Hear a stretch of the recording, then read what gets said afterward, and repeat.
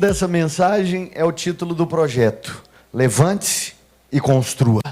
Eu gostaria de ler, e tudo isso eu acredito que nós precisamos fazer tendo em vista fundamentar as nossas crenças. Embora a abordagem dessa noite não tenha a ver de maneira literal com o que estamos falando, mas nós podemos identificar princípios espirituais que mostram o privilégio e a graça de participar de empreitadas como essa. Eu gostaria que você que está com a sua Bíblia, que o Hernani me ajudasse, projetando o texto de Neemias capítulo 2, a partir do versículo 1. Pedi para o Vitor me ajudar aqui com o violão, pede, não deu certo. E está escrito assim: no mês de Nisan, no ano 20º do rei Artaxerxes, uma vez posto o vinho diante dele, eu o tomei para lhe oferecer. Ora, eu nunca antes estivera triste diante dele. O rei me disse: por que está triste o teu rosto, se não estás doente? Tem de ser tristeza do coração. Se você não entende, o rei estava levantando uma possível conspiração, porque Neemias era quem serviu o vinho a ele, quem provava antes de lhe entregar. E aí então Neemias responde, e lhe respondi: viva o rei para sempre. Em outras palavras, longe de mim. Como não me estaria triste o rosto, se a cidade onde estão os sepulcros de meus pais está assolada e tem as portas consumidas pelo fogo? Disse-me o rei: que me pedes agora? Então orei a Deus, ao Deus dos céus, e disse ao rei: se é do agrado do rei, e se o teu servo acha mercê em tua presença, peço-te que me envies ajudar a cidade dos sepulcros de meus pais, para que eu a reedifique. Então o rei, estando a rainha sentada junto dele, me disse: quanto durará a tua ausência? Quando voltarás? Aprouve ao rei enviar-me, e marquei certo prazo.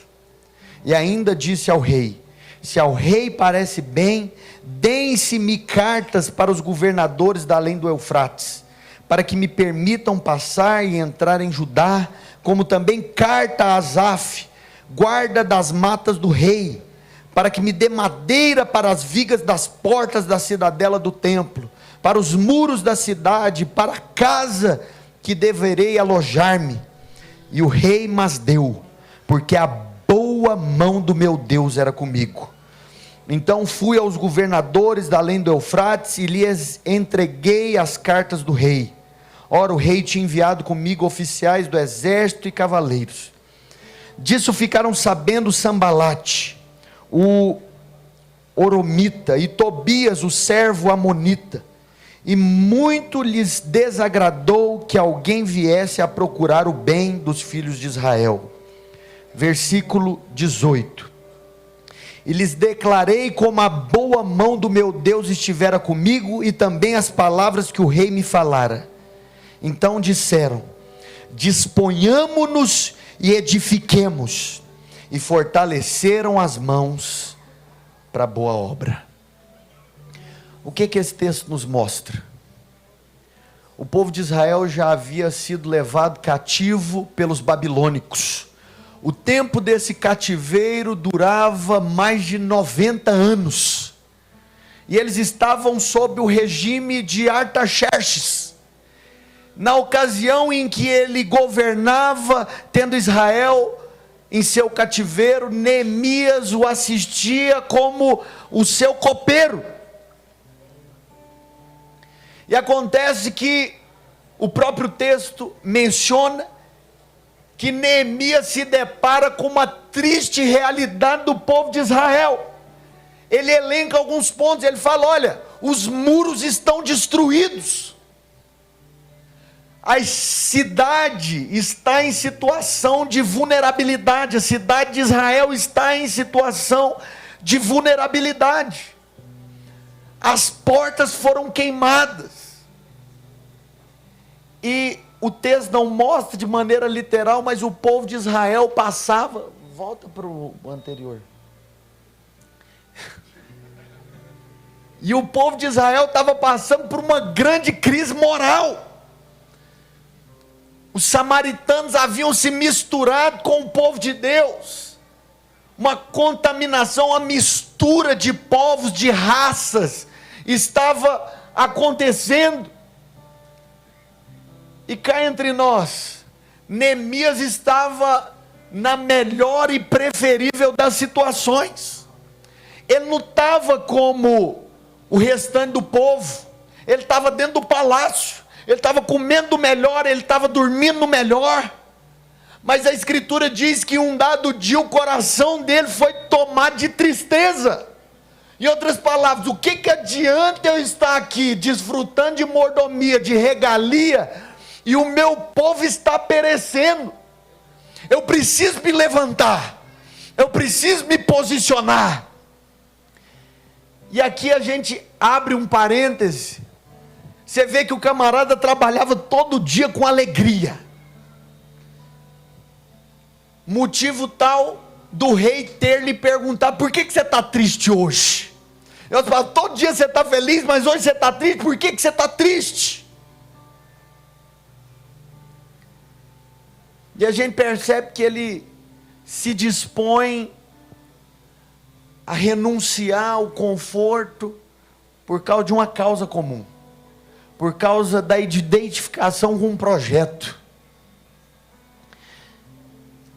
Quantos já viram aquelas lojinhas, tipo aqueles quiosques que tem no shopping, que ficam no meio do shopping?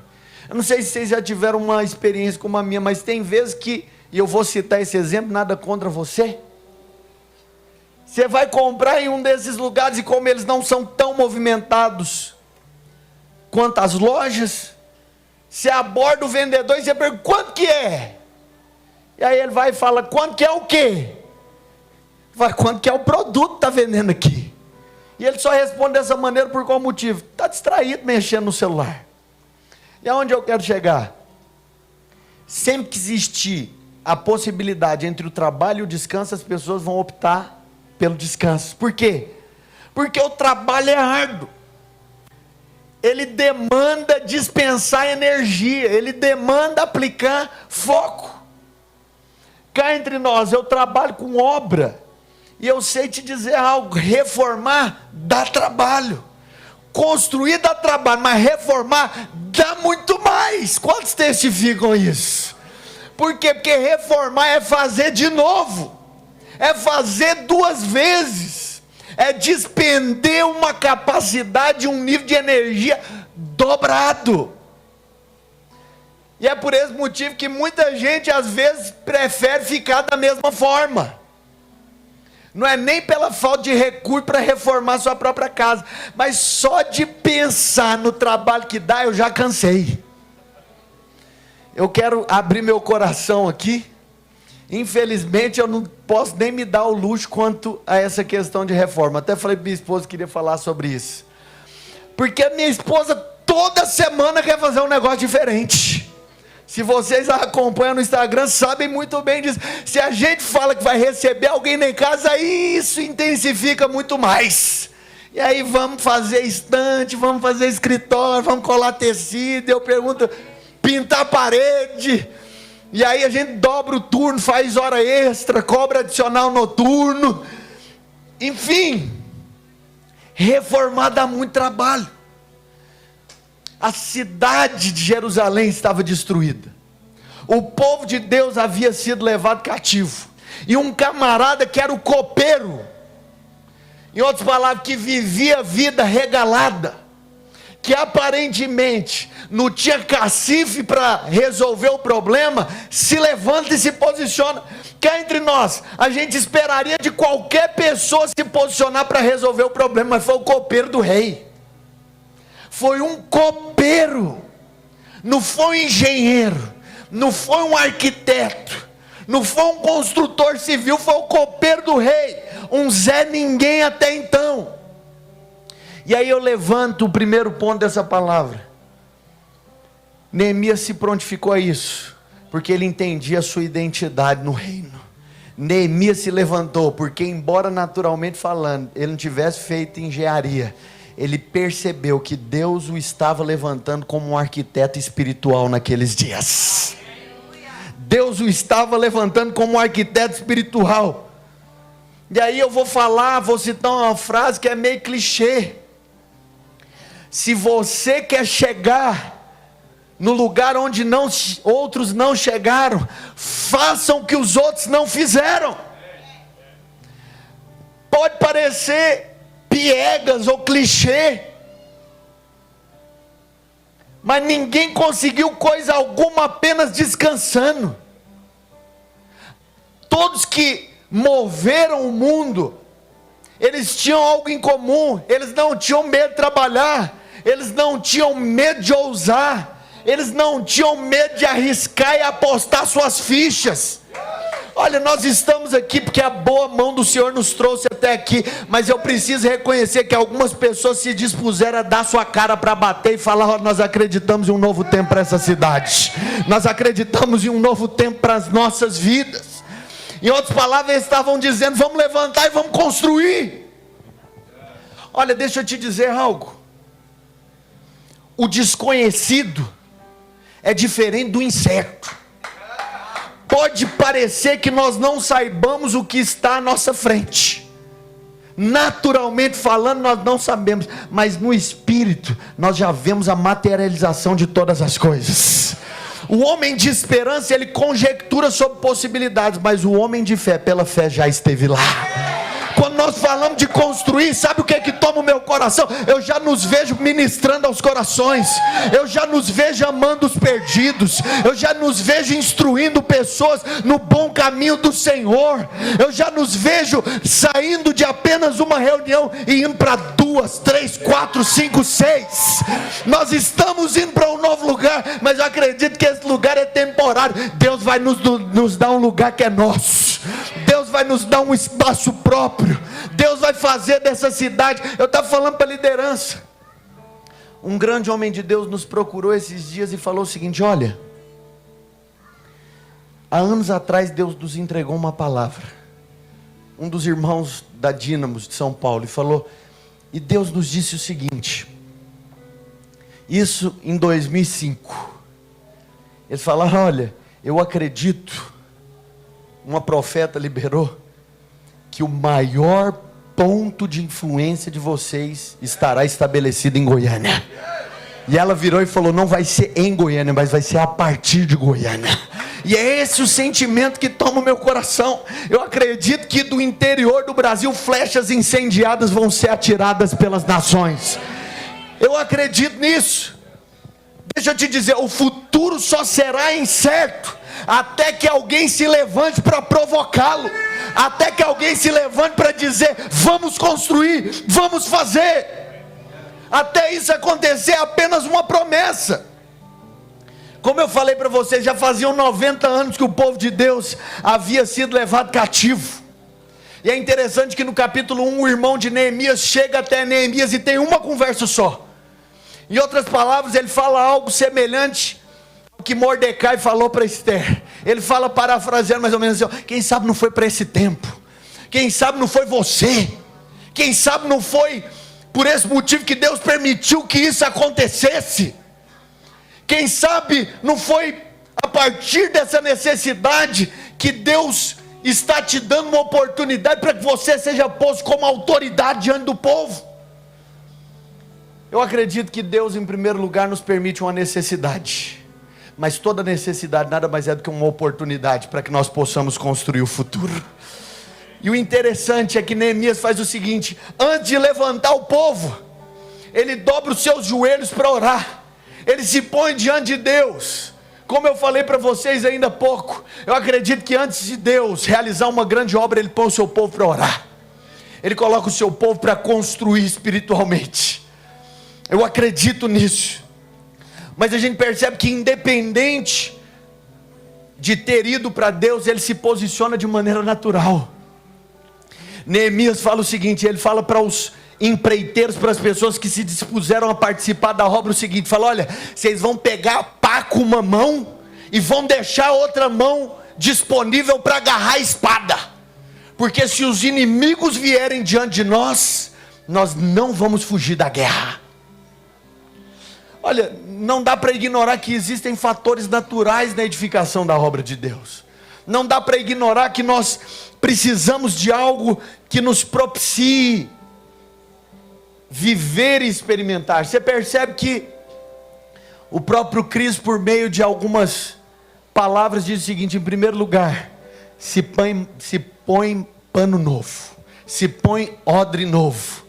Porque se você tentar costurar o velho, vai perder. Se você tentar pôr o vinho no velho, vai se rasgar. Olha, para que nós possamos tocar essa cidade, nós precisamos de um lugar para nos reunirmos. Nós precisamos de um lugar para que a nossa família se reúna. E a gente percebe que Neemias se posiciona dizendo: nós não tivemos êxito por causa das nossas peixadas, mas porque a boa mão do Senhor está conosco. E a gente percebe que todo mover que a gente percebe que acontece na Escritura vem por causa da disposição dele. Uma das porções que mais toma o meu coração se encontra em 2 Crônicas. A palavra de Deus fala que depois de Salomão ter reconstruído o templo, porque primeiro começa com os muros, depois dele ter construído o templo, a palavra de Deus fala que os sacerdotes começaram a se reunir ali, e eles não respeitaram a ordem um do outro. Eles começaram a invocar o nome do Senhor, e sabe o que aconteceu? A glória do Senhor encheu a casa, de modo que nenhum pôde permanecer, porque a presença de Deus estava visitando aquele lugar. Eu acredito que nós estamos construindo algo que vai repercutir para os próximos anos. Pode parecer algo pequeno, mas eu acredito que é um pequeno detalhe na construção daquilo que Deus tem para fazer através de nós. A gente percebe em segundo lugar, as motivações de Neemias eram as seguintes: o rei viu que o semblante dele descaiu. Como eu mencionei para vocês, ele não tinha aparentemente nada a ver com a questão, mas ele se identificou com o seu povo. Ele percebeu que o povo está perecendo, que o povo estava padecendo, e eu acredito que para conosco não é diferente. Nós olhamos para a nossa cidade e nós vemos inúmeras pessoas perecendo, padecendo, necessitando de acolhimento. Esses dias eu vi uma placa, uma foto na verdade, por meio de uma informação que dizia o seguinte: eu quero te pedir perdão. E aí você pode perguntar por quê? Eu quero te pedir perdão se a igreja um dia te machucou, se um dia aquilo que nós consideramos como instituição, ao invés de ser um motivo de atração, foi um motivo de exclusão, de segregação. Eu acredito que nós carregamos esse subtítulo, esse slogan, uma igreja que ama a cidade, porque nós queremos ser uma igreja inclusiva. Nós queremos ser uma igreja onde as pessoas vejam que as portas estão sempre abertas. Nós não queremos simplesmente carregar frases de efeito ou uma estrutura bela. Nós queremos que através de cada um dos nossos comportamentos nós possamos externalizar isso. Mas diante dessa questão, o que a gente percebe que acontece? Dois camaradas se levantam, Sambalate e Tobias. Sambalate era um líder religioso dos samaritanos, e Tobias também era um influente político na ocasião. E o que eles falam? Eles viram e dizem o seguinte: olha, esse projeto vai dar errado. Quem vocês acham que são para se envolver nessa empreitada? Esse trabalho é maior do que vocês. Olha, acredite em mim, todas as vezes que nós nos levantarmos para fazer algo, pessoas vão se posicionar para se opor em relação a isso. É natural, eu não estou falando só no nosso projeto, mas em tudo que nós fazemos. E aí você precisa tomar uma decisão: você vai olhar para o homem ou você vai olhar para Deus?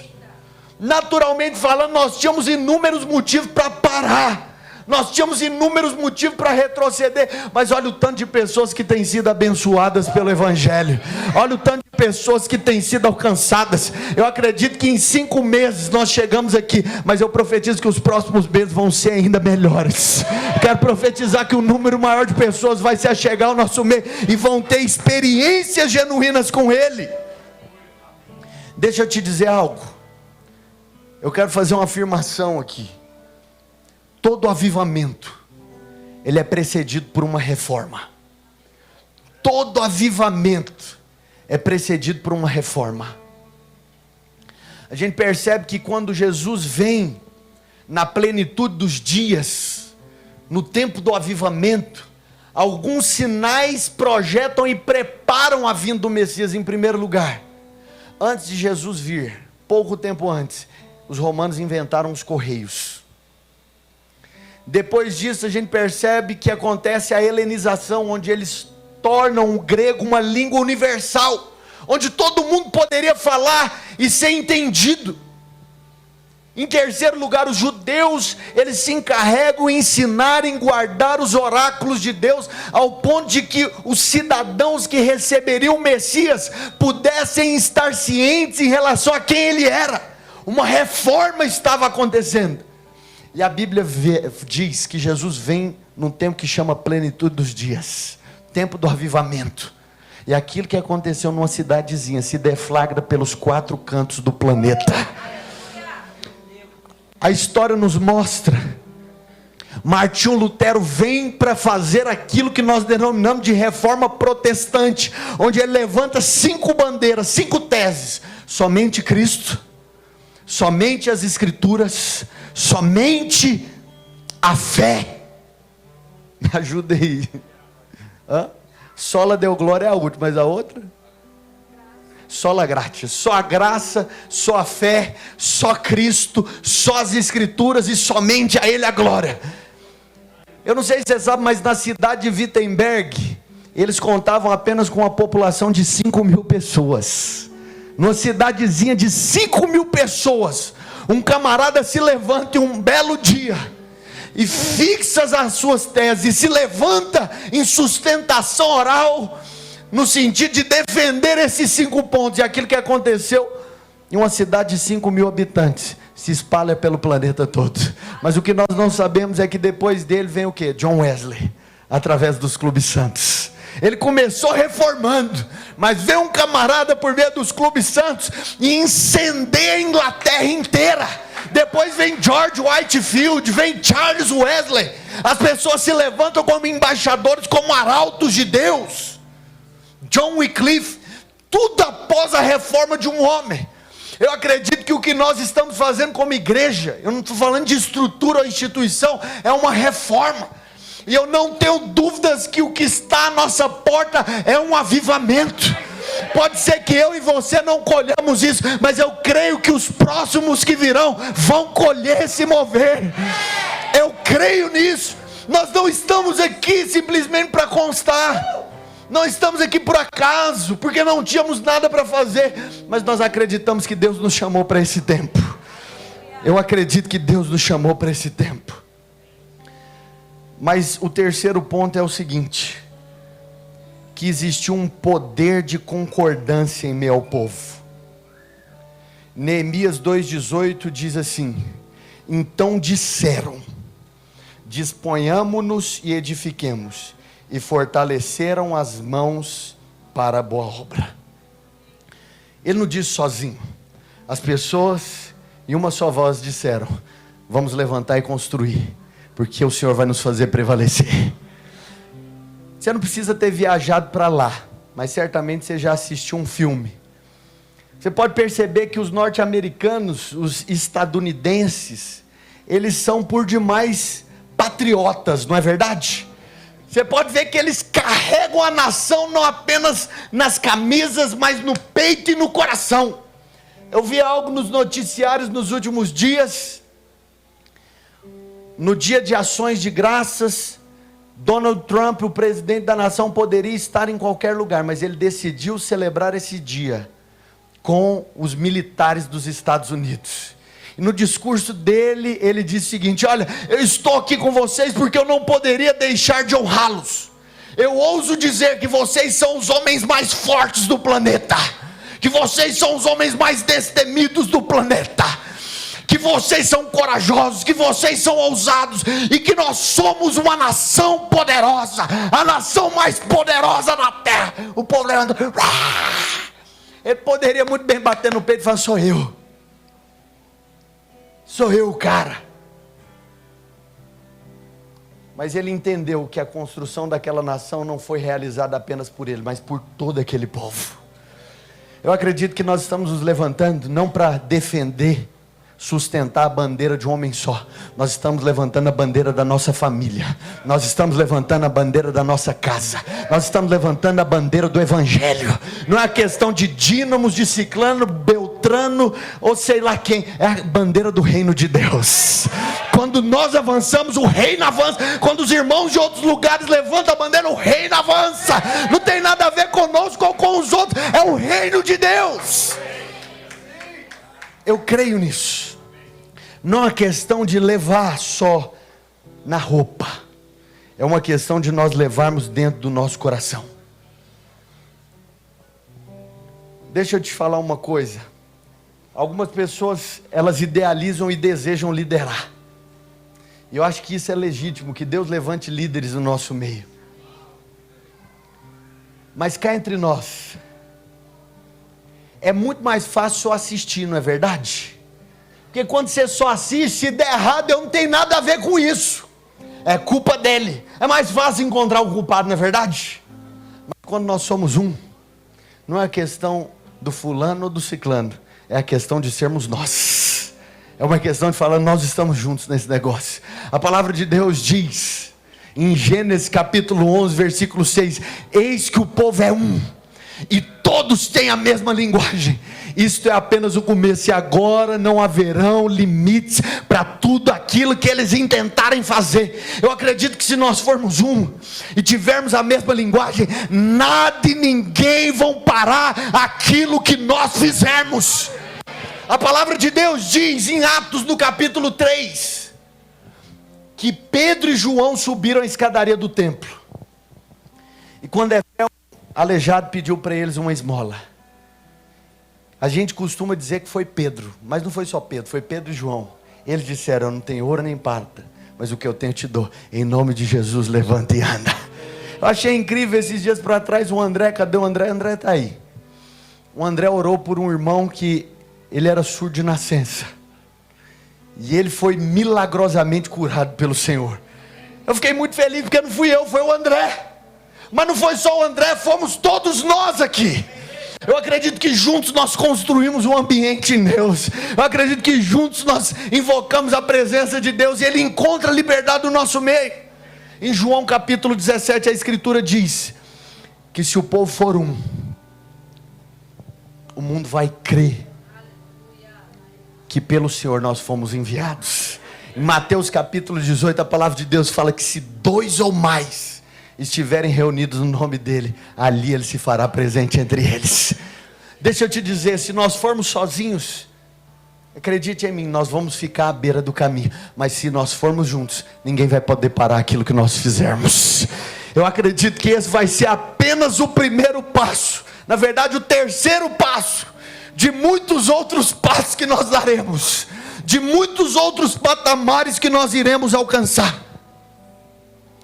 A gente percebe que os muros de Jerusalém, o pessoal da adoração pode vir, demoraram centenas de anos para serem construídos. Mas por causa da unidade do povo, em 52 dias, aquele muro foi reconstruído. O que não foi feito em centenas, em décadas, em 52 dias eles fizeram. Por quê? Porque existe um poder na unidade. Existe um poder na unidade. Eu não sei se você já reparou. Olha aqui para mim, eu quero terminar com isso. Antigamente demorava demais para nós nos comunicarmos, é verdade ou não é? Antigamente a gente escrevia uma carta, mandava, eu falo porque eu tenho um tio que morou muito tempo nos Estados Unidos, uns 9 anos, graças a Deus, quando ele morou lá já tinha avançado um pouquinho. Mas antigamente era o seguinte, você escrevia uma carta, mandava para um camarada em outra nação, uns 40 dias depois ele recebia a carta, lia a carta e te enviava a resposta. Você perguntava, oi, tudo bem? 40 dias depois ele responde, eu estou bem, e você? Aí você manda de volta, 40 dias depois, eu também estou bem, sentindo muito sua falta. Aí 40 dias depois ele fala, não, eu também estou sentindo muito sua falta. Era difícil demais. Hoje, graças a Deus, Nós podemos comunicar uns com os outros por uma questão de segundo. A gente manda uma mensagem pelo WhatsApp, no mesmo instante está do outro lado do planeta. Glória a Deus pela tecnologia. Antigamente demoravam muitos anos para as pessoas serem salvas. A gente tinha que insistir e achávamos que éramos por nós mesmos. Mas eu creio que nesses dias as pessoas vão se converter em questões de segundos. Eu acredito que em uma questão de segundos, milhares de pessoas vão se converter. Milhares de pessoas vão ter um encontro com Jesus. Eu estava conversando com um amigo meu, ele é um profeta cirúrgico. Ele é um grande homem de Deus. E ele virou para mim e falou: Rodrigo, na noite passada eu tive um sonho. E nesse sonho, eu vi que Deus tirou vocês, só para testificar em relação à palavra que o André Galina liberou semana passada. Eu vi que Deus tirou vocês de um lugar e os plantou como uma árvore junto a ribeiros de águas. Eu falei: fala, Jeová. Junto a ribeiros de águas. Falou: porque eu acredito que o mover de Deus para os últimos tempos é um mover de liberdade. E Deus os tem levantado para estabelecer uma bandeira de liberdade. E ele falou o seguinte: olha, o que Deus não fez em dezenas de anos na sua vida, Ele vai fazer em uma questão de semanas. Ele falou: eu preciso que você fale para a sua comunidade de fé que vocês vivem o tempo mais importante da vida de vocês. Porque antes de Deus fazer através do Brasil, Deus vai fazer no Brasil. E ele falou assim: eu acredito que em Goiânia, e Deus me mostrou isso, em uma questão de semanas, milhares de pessoas vão se converter. Ele falou: eu vejo pessoas entrando em prédios de igreja, se prostrando ao Senhor em filas de banco, reconhecendo a Ele como o Senhor e Salvador de suas vidas. Eu acredito que nós estamos vivendo esse tempo. Eu acredito que nós estamos nos levantando para reformar, nós estamos levantando para construir, porque nós apenas vamos preparar a grande onda de Deus que está vindo. Eu acredito que isso é apenas a preparação de um grande avivamento, de um maciço avivamento, que vai tomar a nossa cidade, que vai tomar a sua casa, que vai tomar a nossa igreja. Eu profetizo que nenhuma unha vai ficar de fora. Eu profetizo que você e a sua família vão servir ao Senhor. Eu profetizo que essa cidade é do Senhor. Eu profetizo que cada quadrante, que cada bairro dessa cidade vai ser inundado pela glória de Deus. Eu creio nisso. Eu creio nisso. Olha, eu acredito que há legitimidade em algo. A palavra de Deus fala que quando Deus chama Abraão, Ele fala: olha, Abraão, seu nome vai ser conhecido na terra, seja você uma bênção. Eu vou fazer uma exegese aqui, depois explique o que é. Nós não queremos ser lembrados, nós não sabemos se seremos lembrados, mas nós queremos que Ele nunca seja esquecido. Sabe, eu quero que daqui a alguns anos, não por causa de nós, as pessoas olhem e falem: o Senhor fez grande coisa no meio desse povo. Da mesma maneira que hoje nós abrimos os nossos lábios para dizer que Deus usou grandes homens, eu acredito que daqui a alguns anos as pessoas vão dizer: Deus varreu um povo, Deus tomou um povo, Deus permeou uma cidade. E nós possamos dizer naquele dia: e nós podemos participar, e nós podemos cooperar, e foi através de nós para que o nome dele fosse glorificado, não por causa de nós. Eu quero te convidar a ficar de pé.